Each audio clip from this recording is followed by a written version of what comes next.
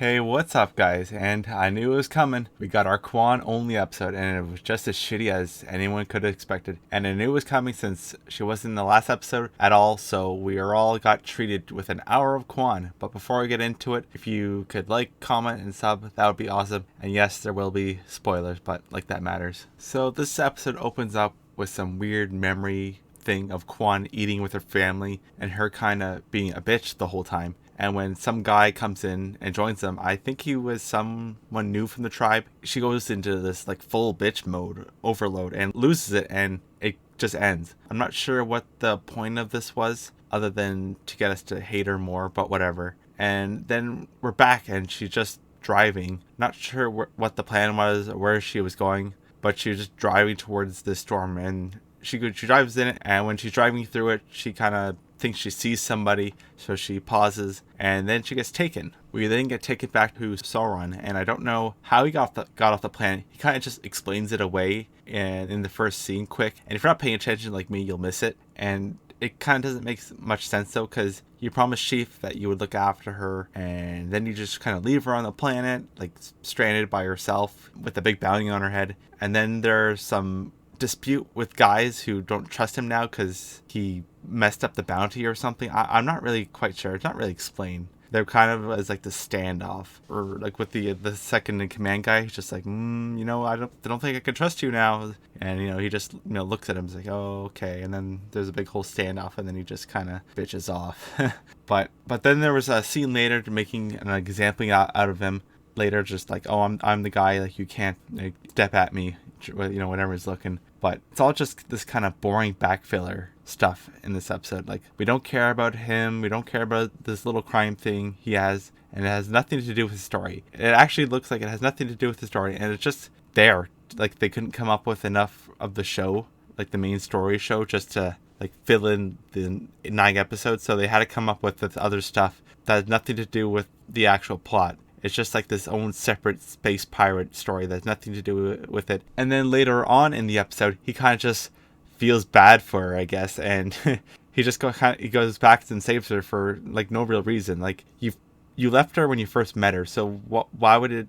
Or no, you left her when she dumped you, and you didn't go like chase her down or anything. So she obviously doesn't matter to you. So why would it matter now? Just because there's a bigger bounty on her head, more money on her head doesn't mean like he's all of a sudden he's gonna get the sads and care about her now. Like, it makes no sense, and like it's just kind of stupid. Back on Madrigal, Quan is like abducted by the witches now, and she's at their witch tent base in the middle of the desert, and she just starts yelling at them to help her or whatever. I'm not sure what the plan is here, because they have their own like tribe to do whatever. I guess they didn't like what the people were doing on Madrigal, and I guess there was some minerals or some sort of unexplained resource that we haven't seen yet. It's not really explained what's going on or why this planet is so important, but I guess it doesn't matter. So after a lot of yelling, they reluctantly decide to help her, like they did with her dad apparently. So they drank some weed tea or whatever, and this is the best part of the episode, because Quan just getting punched in the face like 10 times by Chief, by sort of like dream version of her. That was just great. I could watch 15 minutes of that, and that would be a great episode. But after she figures out what she needs to do, and I was just like not be angry, I don't know, her dad comes to her in a vision and gives her the old speech, you could do it, and you were better than me all along, which literally she hasn't done anything in this whole show. So I don't know what makes us think that she can do whatever she needs to do, because I still don't know what she needs to do. She has to do some revolution or something, but what are you like revolting from? The UNSC, I mean, they're not the greatest, no, but it's not explaining why. Like, what are they taking? They're just UNMC bad. Like, that's not, you need a bit more than that. So we come to the end, and it's this big showdown between Quan and Sauron versus Vinchar, I think that was his name, and his goons. And I want to point this out. I don't know how Vinshu found her. It was just some random drone shot or security camera, and we're just like, wow, that was lucky, because she just went to the factory place that the father told her, like, go back to where it all began. So she went back to their base or whatever. And I don't know, I said there was some random drone shot or a drone or security camera there, just like, oh, there she is. Like, okay, yeah. Anyways, they have a big showdown, and the plan is to get them all inside the the base so they can blow it up. I don't know.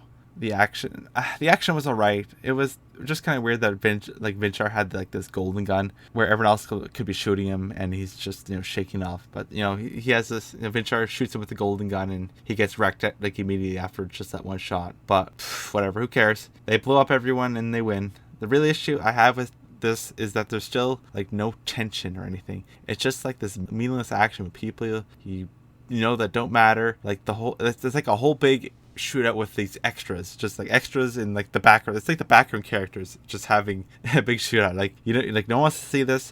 It's just a big shootout with a set of extras that they have to kill off because they just can't have these characters around anymore. So we'll just have them kill each other, and they're great. They're gone.